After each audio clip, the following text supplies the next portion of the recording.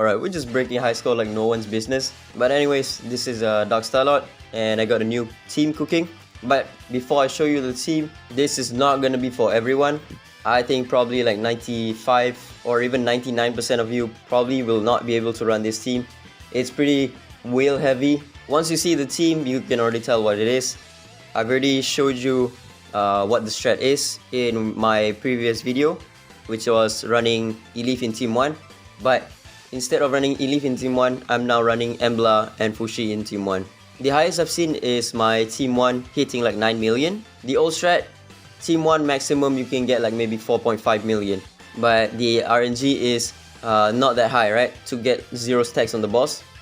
But with this team, it's a little bit more RNG because the boss gets too fast early on.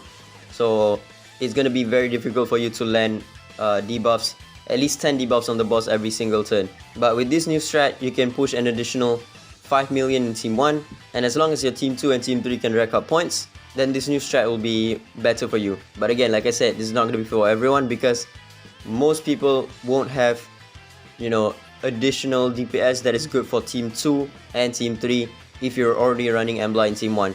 I've already tried this strat when Falsetto Fantasy came out, like the first month, but back then we didn't have any other good DPS to swap out Embla for like Team 2 and Team 3, so it wasn't worth it at all to run Embla in Team 1. But now that we have a lot of DPS like Elif for Team 3 or Team 2, whatever it is, and then the other one is going to be Sloan for the other team, now you can just run Embla for Team 1 and do a lot better.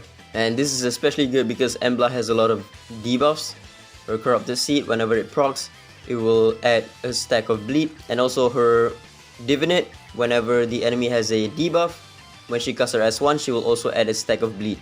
And then Hall is here just to make sure that I have a lot of debuffs on the enemy. And then Momo is here because she provides the buff block. She's the most consistent buff blocker in the game. Her S1 strips and also buff block, and she also gains a bunch of turns. The other thing is Momo also self-sustains, so she doesn't need healing from the Fatum Sisters, or she doesn't need healing. She doesn't need the invincibility buff from the Fatum Sisters, and that's very important because Embla can sometimes get really low in this fight and sometimes even die. So you need the invincibility buff on the Fatum Sisters to be on Embla most of the time. If you have Osana, I think this could be better. Instead of running Hall, you just run Osana, and your Osana will be on the wind set. Just give her a lot of speed so that you can pretty much almost guarantee the boss will have 10 debuffs on him at all times. So every single turn you'll have 3 stacks of bleed on the boss whenever she gets a turn. And you'll also do a lot more damage. But the thing with Osana is when she procs the bleed damage, you know, from her passive, when she attacks, she also reduces the counter by 1, which means all those bleed stacks that are on one turn will be gone when she attacks. So that's one problem with Osana when you want to run her in a Team 1 DSL.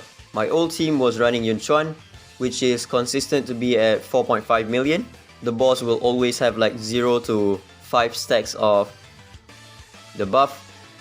You can sometimes get really unlucky when the turn count is at like really low, and then the boss takes a turn. The boss will just get like 8 stacks or even 10 stacks.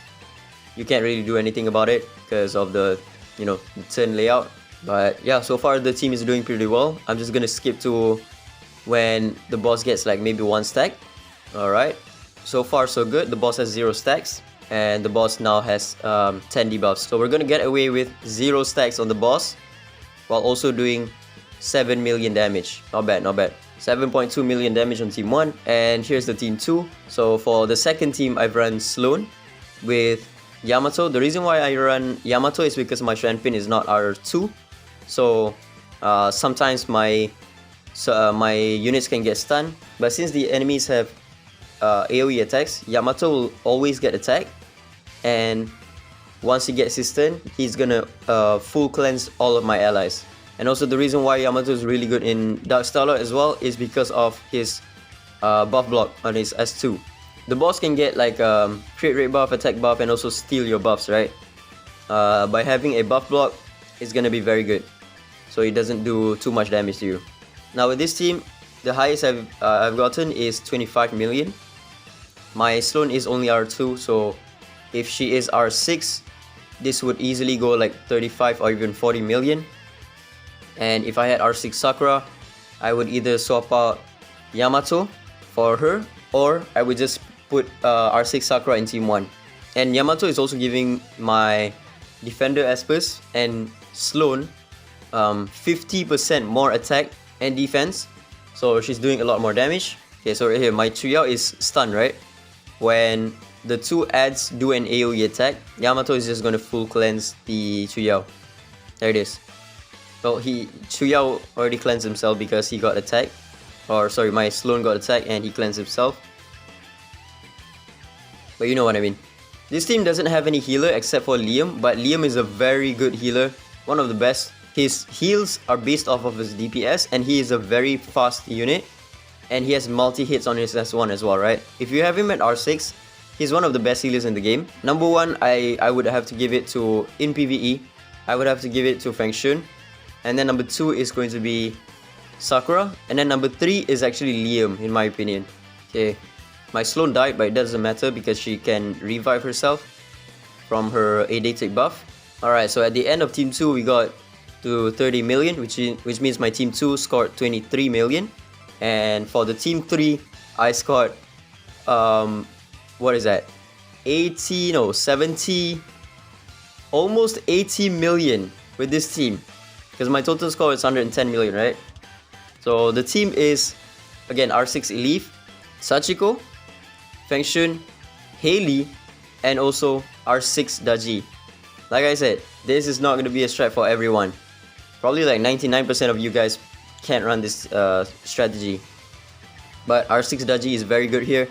For most of the Falsetto Fantasy bosses, like Forbitzer and Sonica, Mateo is better, I think. But for Dark Starlord in specific, Daji, especially at R6, is better than Mateo because there's 3 enemies. And whenever these 2 ads die from AoE attacks, they will just reapply the debuff. And yeah, see? The debuff of Daji just reapplies on them. So whenever your Elif does an AoE attack on the 2 ads, she's just flat out just gonna do 20% more damage to them. And because there's 3 enemies, Daji will just get more AP from their turns. Because whenever enemies with the Puppet Art debuff takes a turn, Daji will also get 20% AP. So in this case, she gets 60% AP whenever the enemies, or whenever the enemies get a full set of turns. And she herself does a lot of damage, right? A million plus with her S3, especially with Hayley in the team, giving her the sets of Calamity plus the Thor set. Feng Shun is doing 300,000 with each pursuit. That's kind of crazy. Support, by the way. I just realized, like, by scoring like 77 million plus with this team, the team has an average damage of 1 million plus per turn.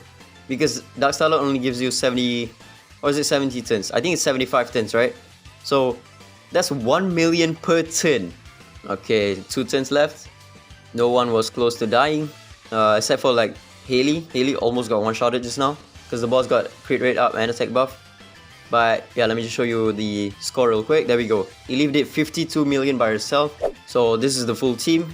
The Fatum systems will be on the Astral set and counter, and the reason is because you want to always have the speed up buff on your team at all times. So when the turns that she casts her S3, you also want her to proc an Astral so that she can proc a speed up. You can also maybe put in the Harmony set, but that's a little bit too much RNG in my opinion. Fushi will be on a speedy Astral set, 160 speed. If you can go counter set with a lot of crit rate as well, then go for it. Momo, a relief set with a Avatara, and also very fast as well. Embla will be on a speedy Astral set with a decent amount of accuracy as well. Hall will be on the Astral set as well. Sloan will be on the Calamity set or the Thor set. Yamato will be on the Ocean set. You can give him any set except for Harmony set. He's not going to cast his S3. So Harmony set is useless on him. Just give him either Ocean set, Thor set, Calamity set, whatever it is. But Ocean set is going to be the best because you want him to spam his S2 as often as possible because of the buff block. Chuya will be on the Astral set. You can go with counter. You can go with just more speed in general. Xuanpin will be on the relief set and counter. Liam will be on the Harmony set, and the 2P set doesn't matter. You can go with the counter set, you can go with Brawler, you can go with the Stone Vein set. Relief will be on the Thor set, and also Brawler. Sachiko will be on Harmony set. You can go Harmony, you can go with Ocean set. And then again, as always, counter set. Spam counter sets on your units when you have Relief in the team. Feng Shun, either go Harmony set or go with the Thor set. Both works. Haley will be on the Calamity set and also counter.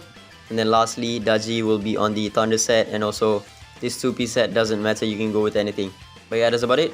Like I said, this is not going to be a team for everyone, because most of you will not have Sloan build, most of you will not have R6 Elif.